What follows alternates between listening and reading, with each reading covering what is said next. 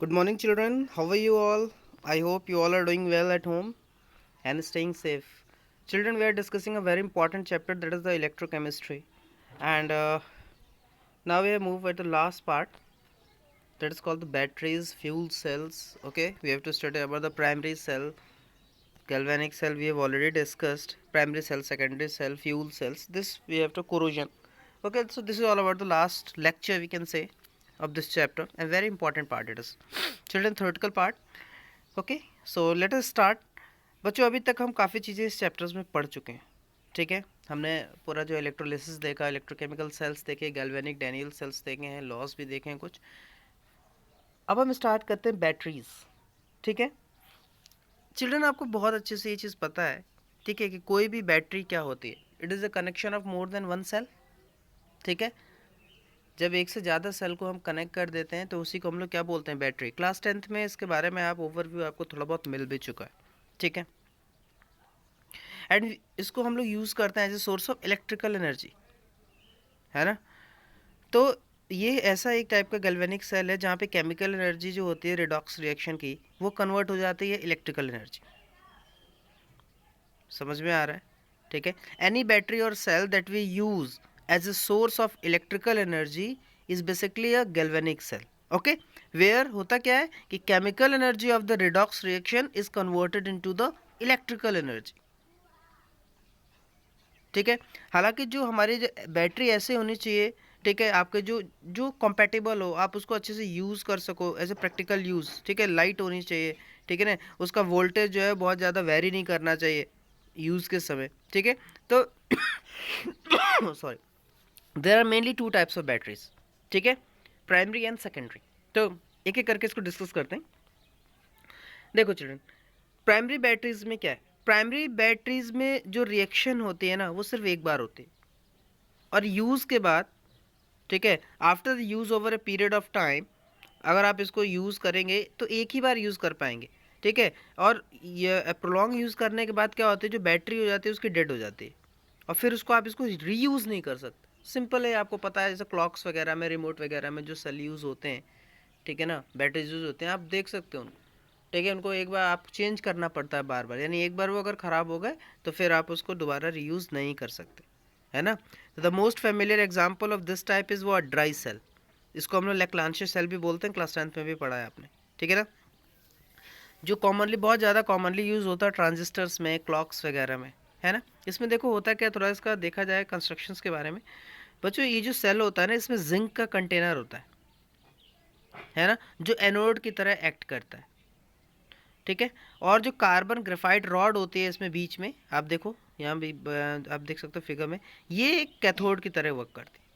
ठीक है, तो बाहर एक कप कवरिंग है जिंक की, ठीक है, वो एनोड है, और बीच में क्या है, कार्बन के रॉड जो कैथोड की तरह वर्क करती है। समझ में आ रहा है? ठीक है, और अंदर जो है क्या होता है, मैंगनीज डाइऑक्साइड और कार्बन का मिक्सचर होता है पाउडर्ड फॉर्म में। ठीक है, कभी कभी हम जब जब आपने देखा होगा, कभी आपने किया हो ऐसा, हम लोग जब छोटे थे तो क्या करते थे, ये जो सेल वगैरह होते थे मोटे वाले, उसको कभी ब्रेक वगैरह करके देखते तो अंदर जो है पाउडर निकलता था, है ना। तो वही जो ये पाउडर है, ये मैग्नीज डाइऑक्साइड एंड कार्बन का होता है। और जो स्पेस होता है इलेक्ट्रोड्स के बीच में, उसको हम लोग क्या करते हैं, एक मॉइस्ट पेस्ट होता है। ठीक है, ये पढ़ चुके हैं आप कंस्ट्रक्शन इसके बारे में, ठीक है, प्रीवियस क्लासेस में। तो बीच इस आई थिंक 7th या 8th में आई थिंक। सो स्पेस होता है इलेक्ट्रोड्स के बीच में, उसको हम लोग एक मॉइस्ट पेस्ट के द्वारा फिल करते हैं। उसको हम लोग, वो पेस्ट क्या होता है, ammonium chloride and zinc chloride का। इंपॉर्टेंट है चिल्ड्रन, ये पूछ लेता है। ठीक है ना, ये जो इलेक्ट्रोड के रिएक्शंस होते हैं कॉम्प्लेक्स होते हैं, ठीक है, लेकिन हम इसको इस तरीके से लिख सकते हैं। एनोड पे देखिए कौन सी रिएक्शन हो रही है, zinc solid gives you zinc ion plus 2 electron. Cathode MnO2 plus NH4 plus E is equal to MnOOH plus NH3। ठीक है, ये दो रिएक्शंस हो रहे हैं एनोड पे और कैथोड पे। अब अगर आप यहाँ ध्यान से देखें तो इस रिएक्शन में जो कैथोड पे क्या हो रहा है, मैग्नीज जो है वो रिड्यूस हो रहा है +4 ऑक्सीडेशन स्टेट से +3 ऑक्सीडेशन स्टेट में, है ना।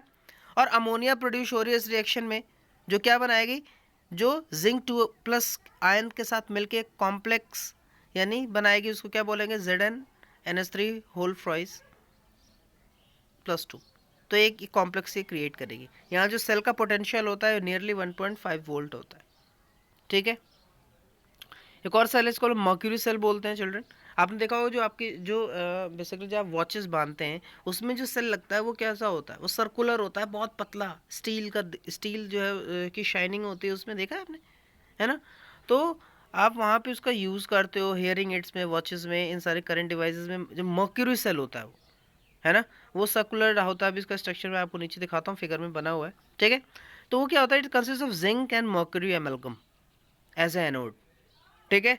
और HgO का, मर्क्यूरी ऑक्साइड और कार्बन का उसमें पेस्ट होता है, सॉरी मर्क्यूरी ऑक्साइड का उसमें पेस्ट होता है, कार्बन एक कैथोड की तरह काम करता है, ठीक है।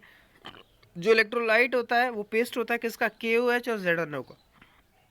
कंस्ट्रक्शन इंपॉर्टेंट है चिल्ड्रन, पूछ लेता है, इसमें क्वेश्चन आते हैं इसमें से, ठीक है। And the electrode reaction for the cell is given है, यू कैन से यहाँ पे आपकी रिएक्शन यहाँ पे दी गई है एनोड और कैथोड की। ये देखिए, ये जो आपका सेल है जो आप वॉचेस वगैरह में लगाते हैं जनरली, तो ये कॉमनली यूज मर्क्यूरी सेल है। इसमें जो रिड्यूसिंग एजेंट होगा वो जिंक होगा और ऑक्सीडाइजिंग एजेंट क्या होगा, मर्क्यूरी ऑक्साइड होगा। समझ में आ गई बात, ठीक है। यहाँ का सेल पोटेंशियल अप्रॉक्सीमेटली 1.35 वोल्ट होता है and it remain constant during its life. क्यों, क्योंकि ओवरऑल जो रिएक्शन है does not involve any ion in solution, whose concentration can change during its life. तो यहाँ पे कंसंट्रेशन वगैरह कुछ भी चेंज नहीं होता, ठीक है। तो बच्चों ये हो गई आपकी प्राइमरी सेल। अब आते हैं सेकेंडरी बैटरीज। सिंपल है बच्चों, सेकेंडरी बैटरीज में क्या है, उसको आप यूज़ कर सकते हैं बार बार, चार्जिंग के बाद उसको आप again and again you can reuse it. This is the very important thing. So secondary cell after use can be recharged by passing the current through it in the opposite direction so that it can be used again. Remember, I am again reading it. A secondary cell after use can be recharged, ठीक है, by passing the current through it in the opposite direction so that it can be used again. A good secondary cell can undergo a large number of discharging and charging cycles. तो बहुत सारी charging and discharging cycles चलती रहती हैं, है ना। और जो सबसे इंपॉर्टेंट सेकेंडरी सेल जो ज़्यादातर यूज़ किया जाता है वो है आपका लेड स्टोरेज बैटरी। कॉमनली आपने देखा होगा कार वगैरह में, ट्रक्स वगैरह में जो बैटरीज होती हैं, ऑटोमोबाइल्स वगैरह में जो होती हैं, इन्वर्टर्स में जो बेसिकली इन्वर्टर्स में भी जो यूज़ होते हैं वो भी आपके लेड स्टोरेज बैटरीज होती हैं। समझ में आ रहा है। इसमें होता है क्या, इसमें एनोड जो होता है वो लेड का होता है, ठीक है, और एक ग्रिड ऑफ होती है लेड पैक की जिसको हम लेड ऑक्साइड बोलते हैं as a cathode. Lead oxide जो होता है बेसिकली आप कैथोड के रूप में यूज़ करते हो, लेड जो है वो एनोड के रूप में यूज़ करते हैं। नियरली 38% सॉल्यूशन होता है उसमें सल्फ्यूरिक एसिड का यूज़ करते हैं इलेक्ट्रोलाइट्स के रूप में। कंस्ट्रक्शन अच्छे से याद करना है चिल्ड्रन, ठीक है। यहाँ पे जो सेल रिएक्शन हो सकते हैं आप देख सकते हो, ये एनोड पे, ठीक है, और ये कैथोड पे आपके रिएक्शंस हो रही हैं। ओवरऑल सेल रिएक्शन जो है एनोड और कैथोड के हमने यहाँ नीचे लिखा हुआ है, PbS plus PbO2 plus 2H2SO4 give you what 2 PbSO4 solid plus 2H2O liquid, ठीक है। जब हम इसको चार्ज करते हैं बैटरी को तो रिएक्शन क्या हो जाता है, रिवर्स हो जाती है ना। और जो PbSO4 होता है सॉलिड एनोड पे एंड जो कैथोड पे होता है ये कन्वर्ट हो जाएगा Pb और PbO2 में रेस्पेक्टिवली, ठीक है। तो ये सारी चीज़ें हैं, इसको ध्यान है, एनोड पे जो ये Pb में और कैथोड पे PbO2 में कन्वर्ट हो जाए। ये देखिए यहाँ पे लेड स्टोरेज बैटरी का कंस्ट्रक्शन दिखाया गया है, आप देख सकते हो। ये ब्लू वाला जो इसमें देखो एनोड है, पिंक वाला जो है कैथोड है, और बीच में अपने येलो वाला जो है वो सल्फ्यूरिक एसिड का सॉल्यूशन बन रखा है, ठीक है। एनोड ये नेगेटिव प्लेट्स हैं ब्लू वाली, ठीक है, पॉजिटिव प्लेट्स हैं आपकी पिंक वाली, ठीक है। जो नेगेटिव प्लेट्स हैं वो लेड की बनी हुई हैं, ठीक है, इसमें स्पॉन्जी लेड बना हुआ है, जबकि पॉजिटिव प्लेट्स जो है वो क्या है आपकी लेड ग्रिड्स हैं जिसमें PbO2 वगैरह फिल्ड है, ठीक है। तो ये आपका कंस्ट्रक्शन था लेड स्टोरेज बैटरीज। ये देखिए ये भी एक बड़ा इंपॉर्टेंट है, एक ये रिचार्जेबल निकल कैडमियम सेल है। इसका स्ट्रक्चर दिखाया गया है, ठीक है। ये थोड़ा सा एक्सपेंसिव होता है बेसिकली मैन्युफैक्चर करने में, ठीक है, लेकिन ये भी आपका सेकेंडरी सेल है, इसको हम निकल कैडमियम सेल बोलते हैं, ठीक। इसकी मतलब बहुत ही लॉन्गर लाइफ होती है लेड स्टोरेज सेल के कंपैरिजन में, लेकिन ये ज़्यादा एक्सपेंसिव होता है मैन्युफैक्चर करने के लिए।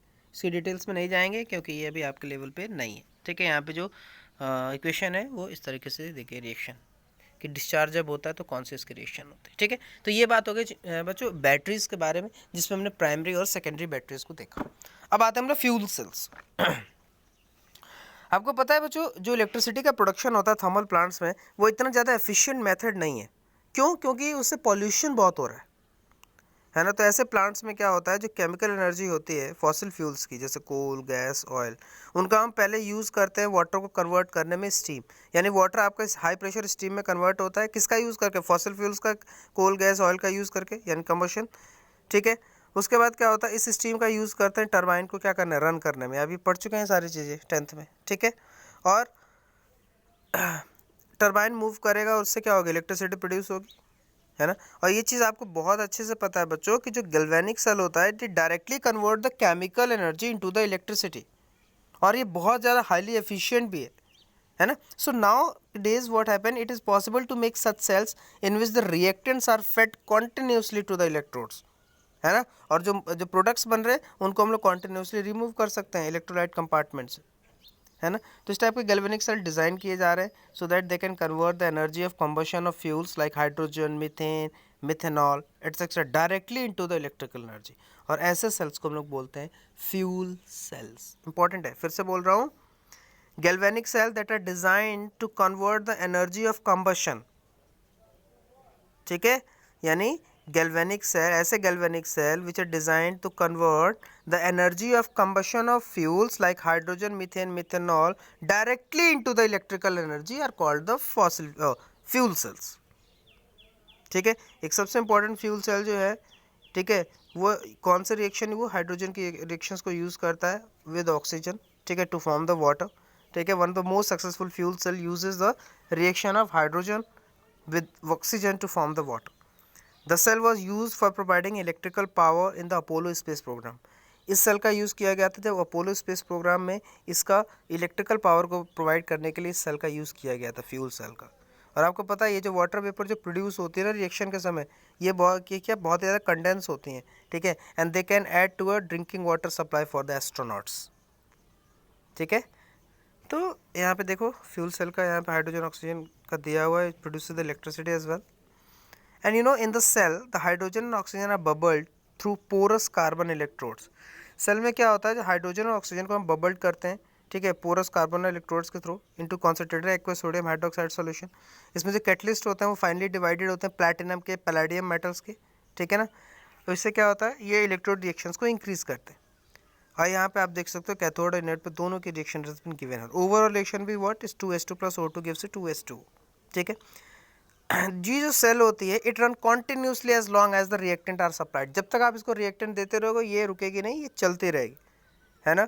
और इसकी एफिशिएंसी 70% होती है in comparison to the thermal plant जिसकी एफिशिएंसी ओनली 40% है।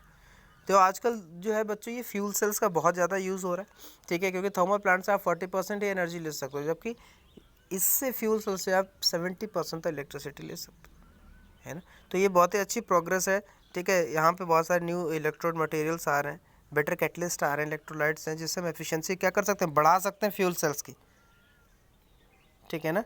सो ये these all are used in automobiles for experimental basis. आपको पता है फ्यूल सेल जो होते हैं ये पॉल्यूशन फ्री होते हैं, है ना, और फ्यूचर में इनका बहुत ज़्यादा इंपॉर्टेंस है, ठीक है। चलो अब आते हैं अपने लास्ट टॉपिक पे, that is called the corrosion. Corrosion भी आप पढ़ चुके हैं चिल्ड्रन पहले, ठीक है ना। कोरोजन स्लोली होता है क्या, it quotes the surface of a metallic object with oxides and other salts of the metal, rusting of iron, tarnishing of silver, development of green coating on the copper, है ना, bronze are some of the example हैं corrosion के। आप ये पढ़ भी चुके हैं, easy topic है, ठीक है ना। इससे बहुत ज़्यादा enormous डैमेज होता है बिल्डिंग्स को, ब्रिजेस को, शिप्स को, and to all objects made of metals specially that of the iron. Generally जो आयरन से चीज़ें बनी होती हैं उनको बहुत ज़्यादा अच्छे से अटैक करता है ना। We lose crores of rupees every year on account of corrosion. बहुत ज़्यादा आपने देखा हो जो बड़े बड़े ब्रिज बन रहे हैं वो कोरोड हो रहे हैं, उनको इसलिए भी बताएंगे कैसे हम उसको बचा सकते हैं। कोरोजन में होता क्या है, अब मेटल क्या होता है, ऑक्सीडाइज होता है, ठीक है। कैसे ऑक्सीडाइज होगा, इलेक्ट्रॉन का लॉस होगा, है ना, by the loss of electron to the oxygen and formation of what, oxides, है ना। कोरोजन ऑफ आयरन कॉमनली जिसको हम लोग रस्टिंग बोलते हैं, it occurs in the presence of water and air. आपको पता है कंडीशन, ठीक है, थोड़ा ह्यूमिड होना चाहिए, एयर होना चाहिए, ठीक है ना। तो ये सारी चीज़ें इंपॉर्टेंट है। जो केमिस्ट्री है कोरोजन की बहुत ज़्यादा कॉम्प्लेक्स है ना, but it may considered essentially as an electrochemical phenomena. उसको यही माना गया है कि ये एक इलेक्ट्रोकेमिकल फेनोमेना है, ठीक है। एक पर्टिकुलर जगह पे देखा जाए of an object made of iron, oxidation वहाँ पे होता है ना, और वो जो स्पॉट होता है इट बिहेव्स एज एनोड। अब उसको हम इलेक्ट्रोकेमिकल पॉइंट ऑफ व्यू से देख रहे हैं कोरोजन को, ठीक है। वही कह रहा है कि एट अ पर्टिकुलर स्पॉट, आप देख सकते हो इस फिगर में, ठीक है, हम कोई भी एक पर्टिकुलर स्पॉट हमने यहाँ पे एक ले लिया है, और यहाँ पे आप अगर देखो इस पर्टिकुलर स्पॉट में क्या क्या चीज़ें हो रही हैं, ठीक है, कैसे यहाँ पे इलेक्ट्रोकेमिकल सीरीज ऑफ कनेक्शंस चल रहे हैं। तो आप देख सकते हो यहाँ पे कि at a particular spot at an of an object made of iron, oxidation is taking place and that spot behave as a anode. और वहाँ पे हम इक्वेशन इस तरीके से लिख सकते हैं एनोड पे 2Fe gives 2Fe2 plus 4E, इसका standard electrode potential minus 0.44 volt. अब यहाँ से इलेक्ट्रॉन रिलीज होंगे, ठीक है, एनोडिक स्पॉट पे, और ये मूव करेंगे मेटल के थ्रू, और ये कहाँ जाएंगे, अदर स्पॉट्स पे जाएंगे और मेटल पे, ठीक है, और क्या करेंगे, ऑक्सीजन को रिड्यूस करेंगे, किसकी प्रेजेंस में, हाइड्रोजन आयन के प्रेजेंस में, है ना। So in the presence of hydrogen it can reduce the oxygen. अब ये जो हाइड्रोजन आयन है in water, they may also be available due to dissolution of other oxides, ठीक है, फ्रॉम द एटमॉस्फेयर। और ये जो अब स्पॉट है ये बिहेव करेगा कैथोड पे, जहाँ पे ऑक्सीजन रिड्यूस हो रही है, तो वहाँ पे क्या करेंगे, उस रिएक्शन को हम कैथोड पे जो रिएक्शन हो रही है उसको इस तरीके से लिख लेंगे, इसका स्टैंडर्ड इलेक्ट्रोड पोटेंशियल 1.34 वोल्ट है। तो ओवरऑल जो रिएक्शन है वो इस तरीके से हो जाएगी, 2Fe plus O2 plus 4H plus gives you 2F2 plus 2S2। Standard electrode जो है सेल का पोटेंशियल वो 1.67 वोल्ट हो जाएगा, है ना। तो जो यहाँ पे फेरस आयन है ये फर्दर ऑक्सीडाइज होंगे एटमॉस्फेरिक ऑक्सीजन के द्वारा फेरिक आयंस में, ठीक है ना, जो किस रूप में, जो फेरिक आयन ऐसे रस्ट के रूप में आपको बाहर आएगा, है ना, और वो होता है Fe2O3 इंटू XS2।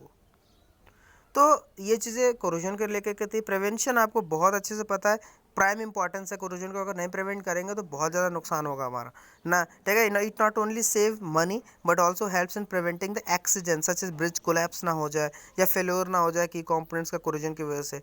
तो इसके लिए सबसे जो क्या है, one of the simplest method है preventing corrosion is to what, prevent the surface of the metallic method, है ना, to come in contact with what, atmosphere. तो इसको करने के लिए हम क्या कर सकते हैं, this can be done by converting the surface with a paint, है ना, कवर कर ले सरफेस को पेंट के द्वारा या कुछ और केमिकल जैसे ये बिस्फिनॉल हो गया। अनदर सिंपल मेथड ये है कि भाई ये कवर करते हैं सरफेस को दूसरे मेटल के थ्रू, है ना, गैल्वेनाइजेशन वगैरह आप पढ़ चुके हैं, एनोडाइजिंग वगैरह में सारी चीज़ें पढ़ चुके हैं, है ना। तो that I inert and react to save the object. An electrochemical method is to provide a sacrificial electrode of another metal, उसके ऊपर जिंक वगैरह का आप कवरिंग कर सकते हैं, ठीक है, जो क्या करेगा, which corrode itself but save the object. खुद तो कोरोड होगा लेकिन जिस ऑब्जेक्ट के ऊपर हमने चढ़ाया उसको क्या करके रखेगा, सेव करके रखेगा। तो ये बात थी बच्चों कोरोजन की, ये कुछ इंटेक्स क्वेश्चन है। हाइड्रोजन इकोनॉमी के बारे में आप पढ़ चुके हैं, लास्ट है, ठीक है ना। मेन सो आजकल हाइड्रोजन का बहुत ज़्यादा यूज़ किया भी जा रहा है, ठीक है, इसके इफेक्ट भी हैं, काफ़ी चीज़ें पढ़ भी चुके हैं, इसको रीड कर लेना ईजी है, ठीक है।